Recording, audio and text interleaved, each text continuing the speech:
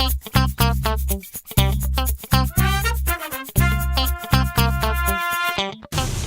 I'm Cody Merritt. And I'm Nathan Haiti. Welcome to Crush, where we take the week's social media news and crush it like a European Airlines flight schedule.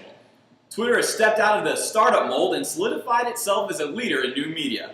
At its first developers conference, Chirp, Twitter has made several key announcements. First, it has gone over the 100 million user mark and is now adding 300,000 users a day. Interesting enough, it gets more than 180 million unique visitors a month, showing that Twitter is more than just a microblog service, as non-users flock to the site to get instantaneous news and information.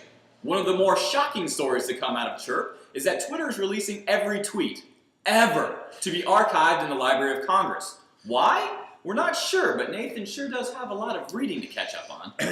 And Norwegian Prime Minister Jens Stoltenberg was just one of thousands of unlucky travelers to have his plans grounded due to an Icelandic volcano eruption, causing the closure of European airspace. However, the techie prime minister is reportedly running the Norwegian government from the United States via his new iPad.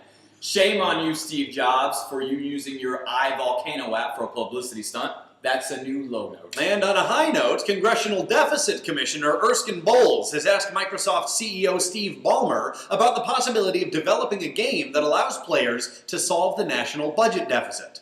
This is a really interesting idea that serves two purposes. First, it will reach a new audience of people and really engage them in the specifics of the problem, leading to a greater understanding that will hopefully translate into the political will that we need to make the tough choices we have to make.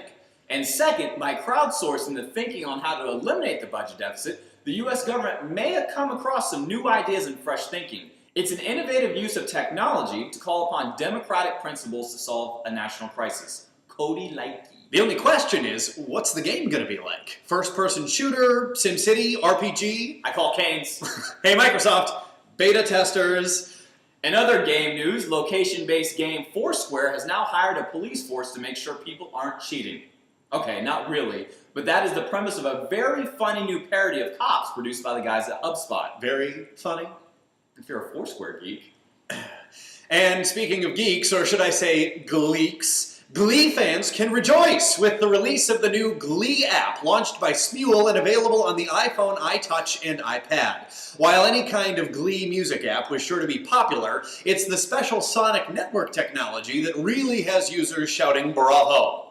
It allows users to not only sing and record their favorite show songs, but also share their recordings. And you can even join people in their performances and start Glee clubs of your own. Woohoo! Did you want to mention that new Google Buzz button? No, that's going to die a slow death. Well, I guess it's time for our Crush of the Week. The folks over at Belgian beer maker Stella Artois have been a favorite here at Crush. Not only because of their tasty lager, but also for their innovative uses of new media. You might remember them as being one of the first companies to create an augmented reality app for the iPhone. No, it wasn't called Beer Goggles.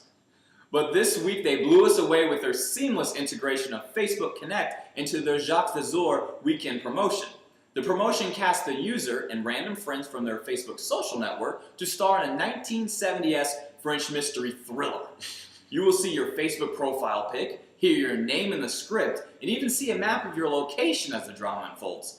Yeah, it's a little creepy, but you will definitely be blown away by how well it looks and works. Our hats are off. Thanks for joining us, and be sure to follow us on Facebook and Twitter. And for your daily dose of Crush, be sure to visit our website.